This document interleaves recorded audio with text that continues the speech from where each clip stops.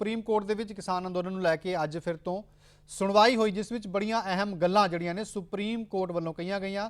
ਫਿਲਹਾਲ ਅਪਡੇਟ ਤਾਂ ਇਹ ਹੈ ਕਿ ਹੁਣ ਵਕੇਸ਼ਨ ਬੈਂਚ ਇਸ ਮਾਮਲੇ ਦੀ ਅਗਲੀ ਸੁਣਵਾਈ ਕਰੇਗਾ ਤੇ ਮਾਮਲੇ ਦੀ ਅਗਲੀ ਸੁਣਵਾਈ ਤੇ ਕਦੋਂ ਹੋਏਗੀ ਸੁਪਰੀਮ ਕੋਰਟ ਨੇ ਇਸ ਦੇ ਬਾਰੇ ਕੋਈ ਆਦੇਸ਼ ਨਹੀਂ ਦਿੱਤਾ। ਪਰ ਜਿਹੜੀਆਂ ਅੱਜ ਗੱਲਾਂ ਕਹੀਆਂ ਗਈਆਂ ਸੁਪਰੀਮ ਕੋਰਟ 'ਚ ਉਹ ਬਹੁਤ ਜਿਹੜਾ ਮਾਇਨੇ ਰੱਖਦੀਆਂ ਨੇ। ਕਈ ਵੱਡੀਆਂ ਗੱਲਾਂ ਇਸ 'ਚ ਕਹੀਆਂ ਗਈਆਂ ਨੇ।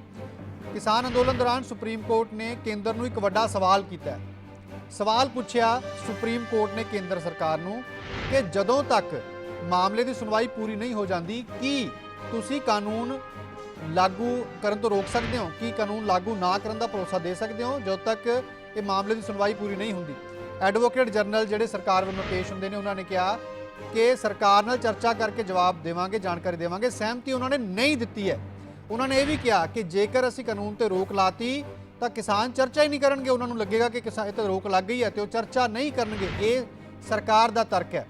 ਸੁਪਰੀਮ ਕੋਰਟ ਨੇ ਸਰਕਾਰ ਨੂੰ ਕਾਨੂੰਨਾਂ ਤੇ ਰੋਕ ਲਾਉਣ ਦੀ ਸੰਭਾਵਨਾ ਤਲਾਸ਼ਣ ਨੂੰ ਕਿਹਾ ਕਿ ਤੁਸੀਂ ਇਹ ਦੇਖੋ ਕਿ ਇਹਨਾਂ ਕਾਨੂੰਨਾਂ ਤੇ ਕੀ ਉਨੀ ਦੇਰ ਤੱਕ ਰੋਕ ਲੱਗ ਸਕਦੀ ਹੈ ਜਦ ਤੱਕ ਇਹ ਨਿਪਟਾਰਾ ਨਹੀਂ ਹੁੰਦਾ। ਤਾਂ ਇਸ ਤੋਂ ਕੇਂਦਰ ਨੇ ਇਨਕਾਰ ਕਰ ਦਿੱਤਾ।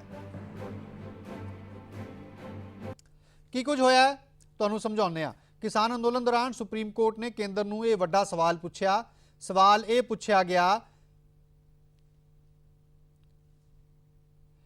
ਕਿ ਜਦ ਤੱਕ ਮਾਮਲੇ ਦੀ ਸੁਣਵਾਈ ਪੂਰੀ ਨਹੀਂ ਹੋ ਜਾਂਦੀ ਕੀ ਤੁਸੀਂ ਕਾਨੂੰਨ ਲਾਗੂ ਨਾ ਕਰਨ ਦਾ ਭਰੋਸਾ ਦੇ ਸਕਦੇ ਹੋ। ਐਡਵੋਕੇਟ ਜਨਰਲ ਨੇ ਸਹਿਮਤੀ ਨਹੀਂ ਦਿੱਤੀ। ਕਿਹਾ ਸਰਕਾਰ ਨਾਲ ਚਰਚਾ ਕਰਕੇ ਅਸੀਂ ਅਦਾਲਤ ਨੂੰ ਜਾਣਕਾਰੀ ਦੇਵਾਂਗੇ ਤੇ ਇਹ ਵੀ ਕਿਹਾ ਕਿ ਜੇਕਰ ਕਾਨੂੰਨ ਤੇ ਰੋਕ ਲਾ ਦਿੱਤੀ ਗਈ ਤਾਂ ਕਿਸਾਨ ਚਰਚਾ ਲਈ ਆਉਣਗੇ ਹੀ ਨਹੀਂ। ਸੁਪਰੀਮ ਕੋਰਟ ਨੇ ਸਰਕਾਰ ਨੂੰ ਕਾਨੂੰਨਾਂ ਤੇ ਰੋਕ ਲਾਉਣ ਦੀ ਸੰਭਾਵਨਾ ਤਲਾਸ਼ਣ ਨੂੰ ਕਿਹਾ। ਇਸ ਤੋਂ ਪਹਿਲਾਂ ਕੀ ਹੋਇਆ, ਚੀਫ ਜਸਟਿਸ ਨੇ ਕਿਹਾ ਗੱਲਬਾਤ ਰਾਹੀਂ ਮਸਲਾ ਹੱਲ ਕੀਤਾ ਜਾ ਸਕਦਾ ਹੈ ਤੇ ਸੜਕ ਤੇ ਬੈਠੇ ਰਹਿਣ ਦੇ ਨਾਲ ਕੋਈ ਹੱਲ ਨਹੀਂ ਨਿਕਲੇਗਾ। ਇਹ ਚੀਫ ਜਸਟਿਸ ਵੱਲੋਂ ਕਿਹਾ ਗਿਆ। ਸਾਰੇ ਪੱਖ ਅਸੀਂ ਸੁਣਾਂਗੇ, ਉਸ ਤੋਂ ਬਾਅਦ ਫੈਸਲਾ ਸੁਣਾਇਆ ਜਾਵੇਗਾ। ਕਿਸਾਨਾਂ ਨੂੰ ਵੀ ਅਸੀਂ ਸੁਣਾਂਗੇ। ਖੇਤੀ ਕਾਨੂੰਨਾਂ ਦੀ ਸੰਵਿਧਾਨਕ ਵੈਧਤਾ ਤੇ ਸੁਣਵਾਈ ਕਰਨ ਤੋਂ ਇਨਕਾਰ ਕਰ ਦਿੱਤਾ ਕਿ ਹਜੇ ਉਸ ਦੀ ਗੱਲ ਨਹੀਂ ਕਰਾਂਗੇ, ਹਜੇ ਅੰਦੋਲਨ ਦੀ ਗੱਲ ਕਰਾਂਗੇ। ਅੱਜ ਸਿਰਫ ਕਿਸਾਨੀ ਅੰਦੋਲਨ ਤੇ ਨਾਗਰਿਕਾਂ ਦੇ ਵਿਰੋਧ ਦੀ ਗੱਲ ਅਸੀਂ ਕਰਾਂਗੇ। ਕਾਨੂੰਨਾਂ ਖਿਲਾਫ ਨਾਗਰਿਕਾਂ ਨੂੰ ਵਿਰੋਧ ਕਰਨ ਦੇ ਮੌਲਿਕ ਅਧਿਕਾਰ ਨੂੰ ਸੀਮਿਤ ਕਰਨ ਦਾ ਜਿਹੜਾ ਹੈ ਕੋਈ ਸਾਡਾ ਇਰਾਦਾ ਨਹੀਂ ਹੈ। ਵਿਰੋਧ ਕਰਨ ਦਾ ਅਧਿਕਾਰ ਕਿਸੇ ਨੂੰ ਨੁਕਸਾਨ ਨਾ ਪਹੁੰਚਾਵੇ, ਇਹ ਵੀ ਧਿਆਨ ਰੱਖਣਾ ਹੋਏਗਾ। ਤੇ ਪੀ ਚਿਦੰਬਰਮ ਜਿਹੜੇ ਨੇ ਉਹ ਪੰਜਾਬ ਸਰਕਾਰ ਵੱਲੋਂ ਪੇਸ਼ ਹੋਏ। ਕਿਹਾ ਕਿ ਸੁਪਰੀਮ ਕੋਰਟ ਕਮੇਟੀ ਬਣਾਵੇ ਤਾਂ ਸਾਨੂੰ ਇਤਰਾਜ਼ ਨਹੀਂ ਹੈ। ਇਹ ਪੰਜਾਬ ਸਰਕਾਰ ਵੱਲੋਂ ਕਿਹਾ ਗਿਆ। ਤੇ ਜਦੋਂ ਸੜਕ ਜਾਮ ਕਰਨ ਦੀ ਗੱਲ ਹੋਈ ਤਾਂ ਪੀ ਚਿਦੰਬਰਮ ਨੇ ਕਿਹਾ ਕਿ ਸੜਕ ਤਾਂ ਪੁਲਿਸ ਨੇ ਰੋਕੀ ਹੈ, ਅਸੀਂ ਨਹੀਂ ਰੋਕੀ। ਉਹ ਤਾਂ ਸਗੋਂ ਕਿਸਾਨ ਜਿਹੜੇ ਨੇ ਉਹ ਦਿੱਲੀ ਜਾਣਾ ਚਾਹੁੰਦੇ ਸੀ, ਉਹਨਾਂ ਦਾ ਸੜਕ ਰੋਕਣ ਦਾ ਕੋਈ ਇਰਾਦਾ ਨਹੀਂ ਸੀ।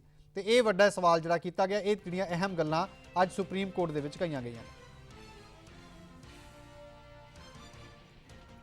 सुप्रीम कोर्ट ने मैराथन सुनवाई के बाद सबसे पहले तो यही सवाल कहा जवाब दिया कि हम जो किसान आंदोलन कर रहे हैं सीमाओं पर या जहां कहीं शांतिपूर्वक आंदोलन कर रहे हैं हम उनके आंदोलन का रोकेंगे ना हटाएंगे। ये उनके डेमोक्रेटिक और कॉन्स्टिट्यूशनल राइट हैं। ये बात थी।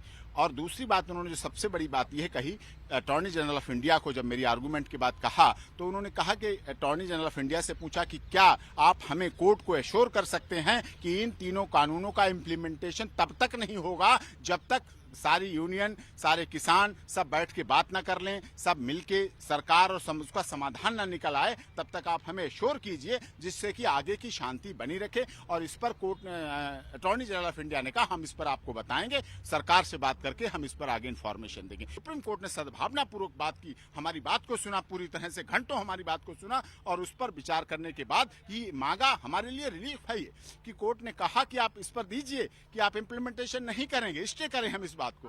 Honourable supreme court of India के चीफ जस्टिस ऑफ इंडिया उन्होंने बड़ी सद्भावना रखी। जब मैंने कहा फार्मर्स का देश है, कृषि प्रधान देश है, तब उन्होंने कहा we are also belong to farmers, हम भी किसानों से जुड़े हुए, हम भी किसानों से संबंधित हैं। तो हमारा दिल गदगद हो गया और निश्चित रूप से छुट्टियों में भी इस केस को honourable supreme court of India के चीफ जस्टिस ऑफ इंडिया निश्चित तौर पर उसको लगाएंगे। So the court also want to clear that because the farmers protest is a peaceful protest and it should not go in violence and there should not be any public property damages. The Solicitor General opposed because the government is already having a many talk with these farmers.